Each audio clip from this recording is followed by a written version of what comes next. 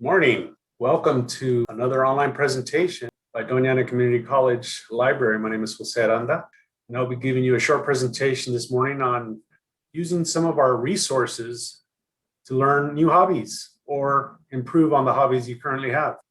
This presentation will be recorded and a transcript will be made available. We ask you to please mute your microphones so that you don't get any background noise or distractions. And if you have any questions, please use the chat box. My colleagues from the library are also helping me with this presentation and will be monitoring the chat box. I'll entertain questions when one arises and also at the end.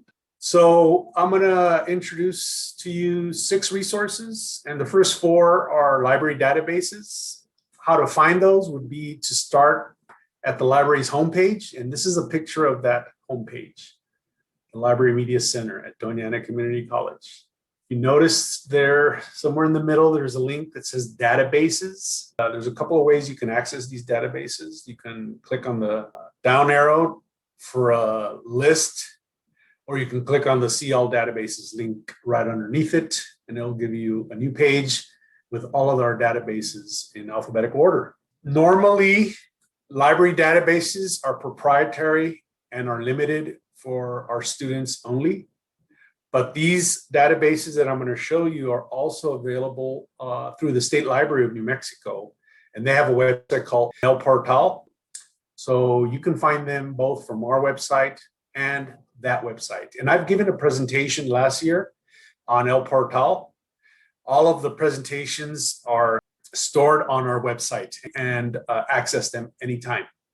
They are also duplicated on our YouTube channel. So if you need any help with that, just get in touch with us and we'll gladly help you find them. The first database is called Chiltons. Some of you may be familiar with Chilton. They have been around for a long time. I don't know exactly how long, but they are for auto mechanic hobbies. So if you like to work on your vehicle, you can use this database to search information on the specifics of your vehicle. So on the left-hand side of this slide, you should see I took a picture of that page that I mentioned a little while ago about clicking on the See All Databases link, and they'll appear all the databases that we subscribe to or provide access to in alphabetical order. So this is a picture of the area where under C, Chilton's Library appears. I have a big blue arrow there indicating the Chilton's Library for all New Mexico residents. And that's what I meant to say earlier about having it accessible through the state library's website. And on the right-hand side is a picture of what you should see when you click on successfully this database. This is their homepage. Now, I'm not going to go into much detail about this database for certain or many of these databases. The objective of this presentation is to introduce to you some of these resources that we recommend for hobbies, and just to give you an idea of what they look like and what to expect. If you wish to be given more information, one-on-one help with step-by-step, and we can do that for you, just get in touch with us. So this presentation is merely to introduce to you what these resources are. And if you see here on the right-hand side, before I click on next screen, there's the little blue icon that says El Portal. So that's the name of the website offered by the State of New Mexico Library. These are just some screens that I took pictures of to kind of give you an idea of what to expect when and if you use this database. You type in your vehicle, right? All the details and specifics of your vehicle. And when you do that successfully, it will give you what you should see on the left-hand side of this slide. Of course, the vehicle would be listed on top. And then underneath it, you will see a collapsible TOC, which stands for Table of Contents. So those are the chapters. If you were to, let's say, have a manual book for that vehicle, these would be the chapters, right? And so from each of these, you could then click on and then further narrow your search to the specific areas that you need information on. That blue arrow pointing down is to illustrate that there are more chapters. This was just what I was able to fit in the picture. And then on top, you should see some other tabs that may be of interest to you. You can change, of course, the vehicle, especially if you have multiple ones in your household or if you're looking for a different type. just start the search over again, right, with inputting the information for that vehicle. But there's also a tab for bulletins and recalls that will give you information about that specific vehicle's recalls if there are any. On the right-hand side is a picture of a more specific chapter within the table of contents. This one specifically fuel systems pressure check. Like I said earlier, I'm not going to go into the details. There's a lot of intricacies of this database. I just wanted to give you an overview. So once you find the section that you're needing information on, you will then proceed to be able to read that information. And in it, there are, of course, pictures, as I've tried to capture there in the picture on the right-hand side. There are step-by-step instructions and information on that part of the vehicle. But what I like about this is that on top, there's a listen button. You don't necessarily have to read it. You can click on that button and you can listen to it. It could be quite useful resource if auto mechanic is a hobby you wish to expand or explore, and it's free. The next resource is for culinary arts, right? Who doesn't like to eat? Most of us do, but cooking could be challenging. If you have extra time or if you've always thought about exploring this for yourself, we have the database for you. This one is a Gale database and it's called Culinary Arts. Again, these are academic databases, so they have a lot of information. It's not just a quick and easy go-to place for recipes. I think most of us know that the internet easily provides that, and there's many, many places that do, right? That provide us with easy to use recipes. This database does have recipes, but it has much more. This may be a place for you if you're interested in improving literally your culinary arts skills or learning more about that art. Many of us here at the library have given presentations on several of our databases. There are companies that own many of them. And so the Gale company, all of their databases kind of look the same and they operate the same way. So again, I'm not going to go into the specificities of how they work because I think I've already covered them in previous presentations. But again, if you need assistance, just get in contact with us and we'll be glad to help you out. I'll just show you a few things that I think are pretty neat that you can use in this database and all the rest of them that I will be presenting for you today. What I like about this database is this feature called the topic finder. So you can type in what you're interested in finding information on. So in this example, I typed in keto, right? Keto diet, if you haven't heard, is quite popular. And there's a lot of information out there. What this topic finder does is once you type in your search terms, it provides you, if you wish, with two options of a graph or a diagram that kind of tells you what information is available through this database on that topic. Kind of a visual guide that may be helpful for you, especially if you're curious, you're uncertain, you're not necessarily searching for something very specific.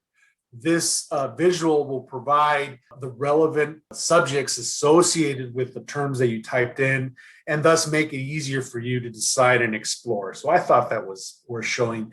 And once you click on any of the circles or boxes on the left-hand visual there on the screen, you will then be taken. So in my case, I typed in the keto diet on the right-hand side. It then narrowed it down even further. And so it does that. It starts on the broad, and then as you click these, it will take you to the more narrow subject terms and subtopics associated with that. So again, it's a visual to help you find information. When you do that, then on the right-hand side portion of the screen, you will then see the actual results that the database has. Kind of breaks it down for you visually, but eventually you will get to a results page, which then lists all the articles and resources that the database has for you to access. Of course, as a librarian in a library, we love the subject terms because they help us organize and associate relevant subjects and topics. This is not missing in this database. I typed in an example, kombucha tea, as a subject guide.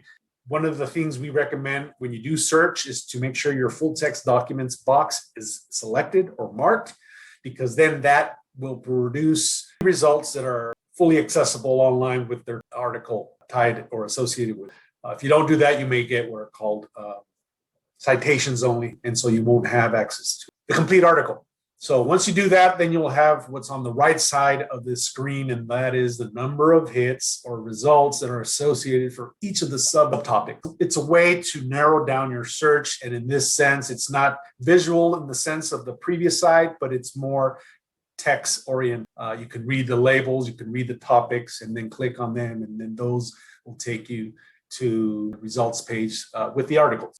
And this is an example of what you would then see when you do that. When you progress to this level of the results page, you will then have access to the actual results with the title and some more bibliographic information, perhaps a sentence or two of what it's about. Lots of information here on this page. Again, get in contact with us and we'll be glad to help you. But this is an example of what to expect when you use Culinary Arts from Gale. This last screen is the ultimate example of you're finally at the article.